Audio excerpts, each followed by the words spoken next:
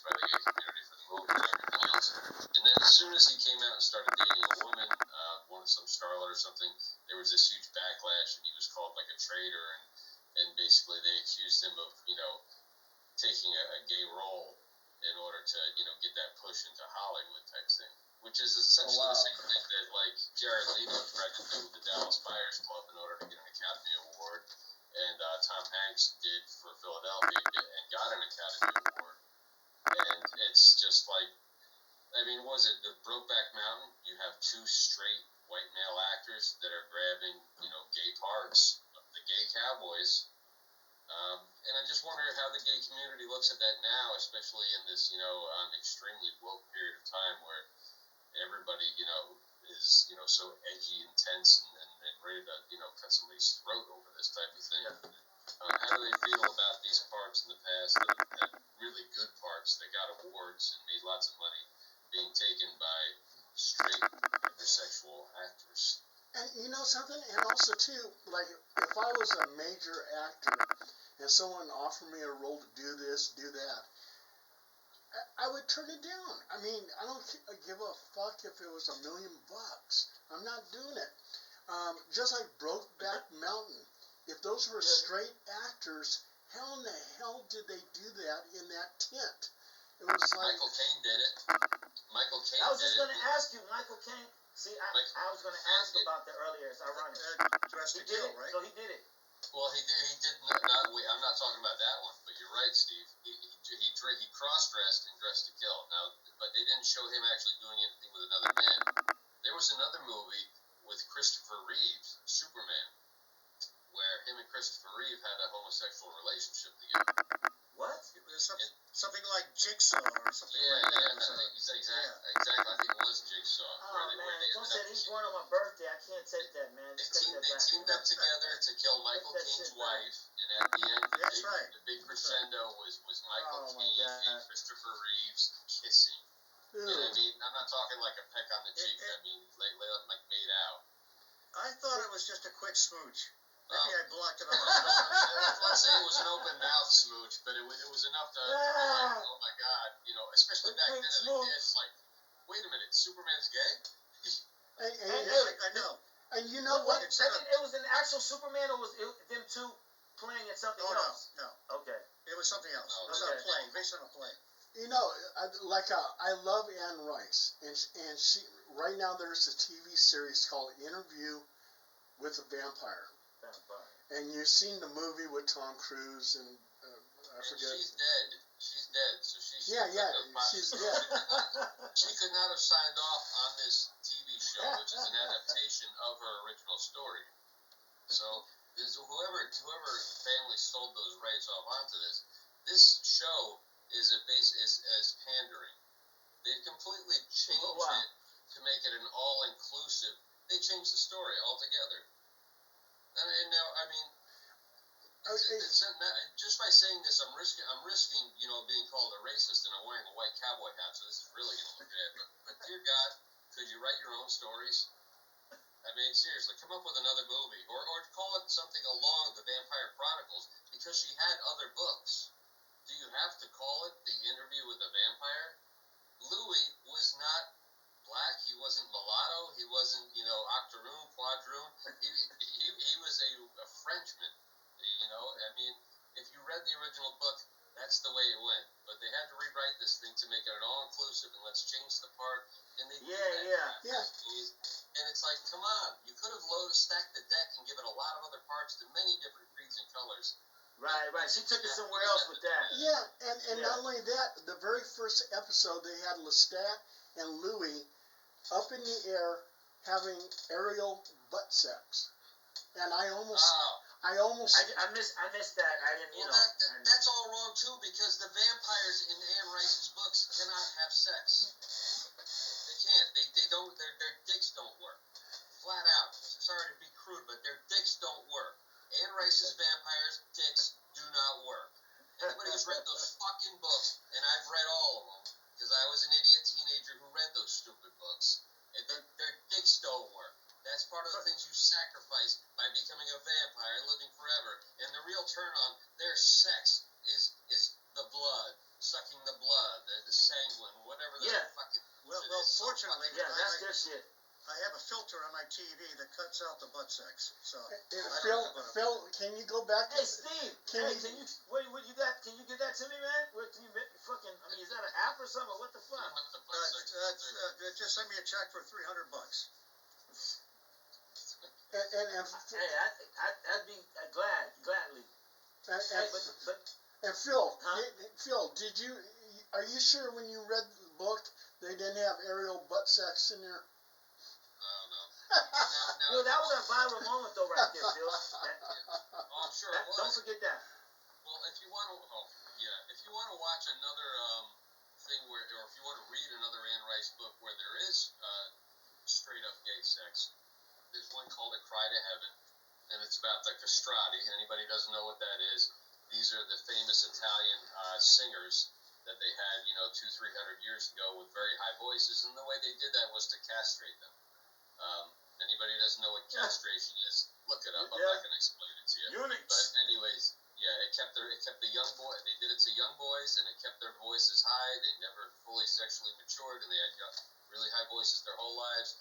And in that book, they straight up go right into to gay sex. And I remember, my mother gave me the book because I liked Anne Rice. She goes, "Oh, you should read this one." I read this one. I get into like maybe the first chapter, and all of a sudden it comes to this page, and I'm like, "What in the fuck is this?" I'm like, now the interview with the vampire and all the other ones, it was kind of gay. I mean, we kind of knew, the love between men or whatever, but they never had sex because the vampires can't have sex, so it wasn't really gay. But A Cry to Heaven, that is gay. So if that's what you want, and you want Anne Rice, read A Cry to Heaven. I don't believe you, Phil. Here's a new one for you. You guys want to do a test? Take your pointing finger, right? Oh, here we go. Take your pointing finger and look at your ring finger, right? Your ring finger. It should be, if this pointing finger is substantially shorter than this ring finger, that's less testosterone, and you might that's a gay marker. Oh shit. Yeah, that's a gay marker. So check it out, fellas. And it's a specific amount. So don't get crazy if it's you think it's a little short.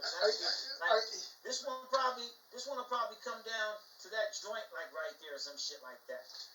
But I don't know. My hand looks pretty macho. Zandine, is it like this? Now look, Zandine, look. Well, hold on. Let me enlarge your screen. Let me fucking blow this shit up. Hold on. So Okay. I'm wondering. I need a carrot, man. Fuck that shit. I don't fuck. When the conversation is going to change to something a little less creepy. I just want Okay, let's do it. Well, you don't want to talk about dicks anymore, Steve? What's wrong? I think I'll leave the Schmeckel conversation for another time. No. Hey, you got a good point there. Hey, the thing of it is that segues into like so. Yeah, Phil, you were going on. I interrupted you, man, because it got funny. That was a viral moment about vampires don't have dicks. Nobody's ever pointed it out. If you want to find out, go read the Anne Rice books. That's what we're saying. So, all right, Hey, there are other vampire. There's a guy named Fred Saberhagen who's another vampire writer, and his books are very good too. Completely different style of vampire, and those vampires do have sex, and it's real creepy.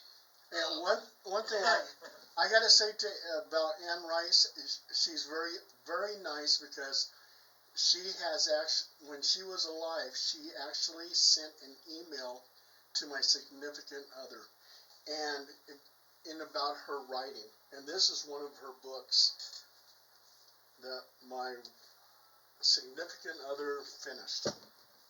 But I was going to tell Steve. Steve has some information about CNC. Yes, the women's basketball league, right? Yeah. I never used to pay any attention to that. Me neither. Every once in a while, I'd hear my about team is the Caitlin Valkyries, Warriors. I like the Valkyries. Okay. But I'd hear about Caitlin Clark being abused or whatever. Still wasn't paying much attention. But once we got the image of the fist in the throat and the pointing finger, I started to pay attention. So it's really, really bizarre the way these women have been treated. And I mean, it's not just Caitlin Clark. Well, Sophie Cunningham has become the bodyguard for Clark. Right. And she's been, I've seen the montage of when she's really been nailed, and it wasn't an accidental, man. They would just, shove her to the floor, and it's just crazy.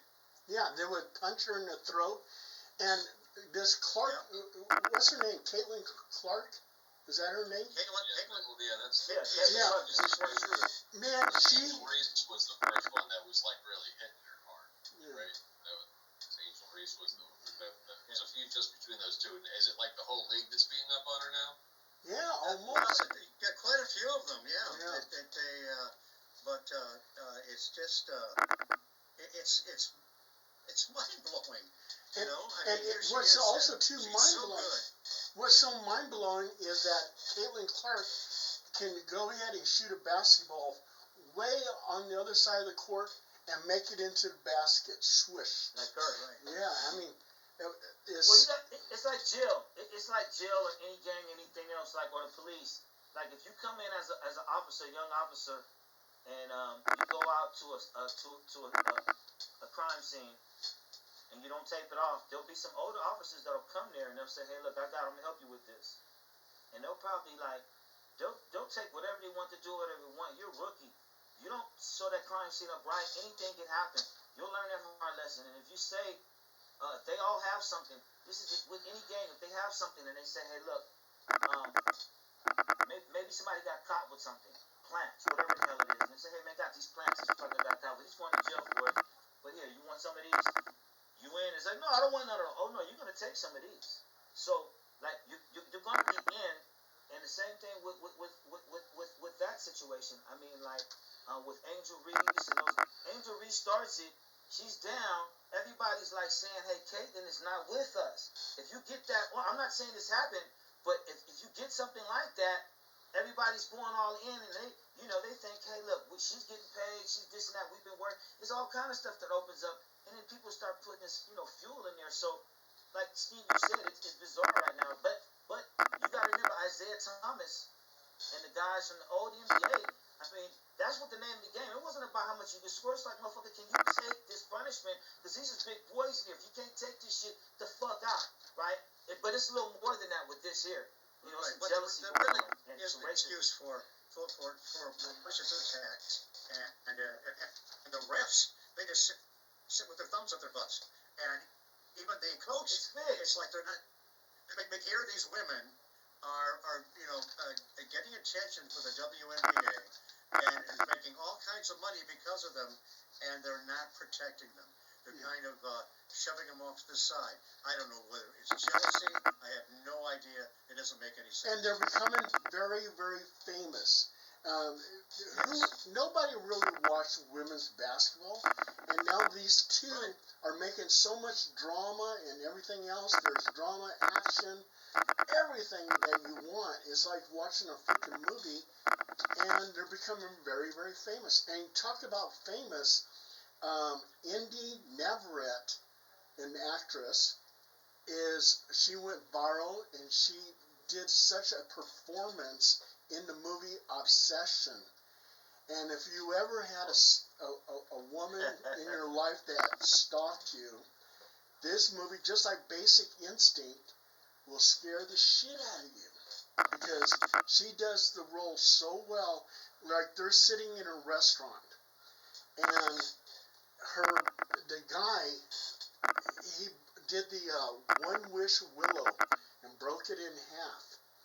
And he goes, "Have her love me forever." Well, then she becomes obsessed with him. And they're at a restaurant, and he thinks that she's telling a lie about something. He goes, "Is your dad really dying?" And she just stares at him. And then she goes, "No, no, no." And then she stands up, in this restaurant. No, we were just supposed to have a good time. And oh my God, the movie is so freaky. And then she spends the whole night looking at the guy while he's asleep, standing off in the corner. And she does something with her face and it's all fucked up. And she goes, "Am I still beautiful?" I mean, this woman is a terrifying obsession. And is the embarrassment in the restaurant. If you ever experience anything like that, it will scare the shit out of you. Hey, Paul, this was scary. This was funny too. Phil, you're like, hey, Phil, he was sitting there talking to this other girl who was like a double date, the girlfriend of his friend. So the girl's in the car saying, "Hey, you know what? Did you know that your homeboy, he's been getting it on with your girl?" And he's like, "What?" He's like, she's like, "Yeah." She said, "I never thought she was any good for you anyway. She's really more like, I think we always did better. We talk, we have more in common. And I think our kisses would be better, whatever." So they like leaning in. She's thinking about, yeah, let's kiss, let's try it out. He's like, and he's all game. He's like, well, let's try it out. And I'm thinking, this is not gonna be good. This lady, she wouldn't even let him go to the bathroom. He couldn't even pull his pecker out while using the bathroom. He says, "I have to go to the bathroom." She says, "Can I go?" And he's like, I mean, like, come on now. He's sitting in the car with this lady talking. All of a sudden, bam! The lady, the stalker, had smashed this lady's head with a brick in the instant. And she's looking and she says, "You did it. It's your fault. you did it. You know it. Don't blame me. Come on now. Come on out the car, baby. Come on, baby." And he comes out the car.